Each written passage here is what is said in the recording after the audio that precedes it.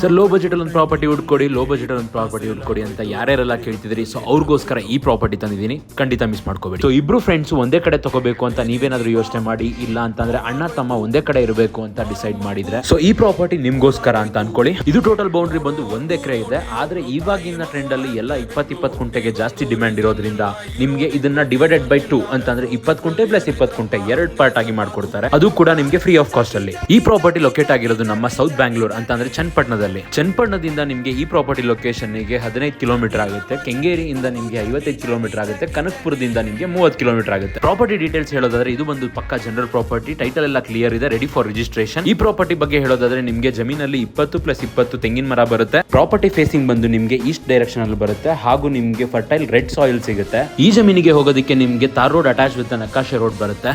Finally ಈ ಪ್ರಾಪರ್ಟಿಗೆ owner ಕೊಟ್ಟು ಮಾಡ್ತಿರೋ ಪ್ರೈಸ್ ಬಂದು 20 ಗುಂಟೆಗೆ 55 ಲಕ್ಷ. ಸೊ ನಿಮ್ಗೇನಾದ್ರೂ ಈ ಪ್ರಾಪರ್ಟಿ ಇಷ್ಟ ಆಗಿ ನಿಮ್ಗೆ ಹೆಚ್ಚಿನ ಡೀಟೇಲ್ಸ್ ಬೇಕು ಅಂತಂದ್ರೆ ನನ್ನ ಪೇಜ್ ನ ಫಾಲೋ ಮಾಡಿ ಹಾಗೂ ಕಮೆಂಟ್ ಸೆಕ್ಷನ್ ಅಲ್ಲಿ ಡೀಟೇಲ್ಸ್ ಅಂತ ಕಮೆಂಟ್ ಮಾಡಿ. Thank you so much.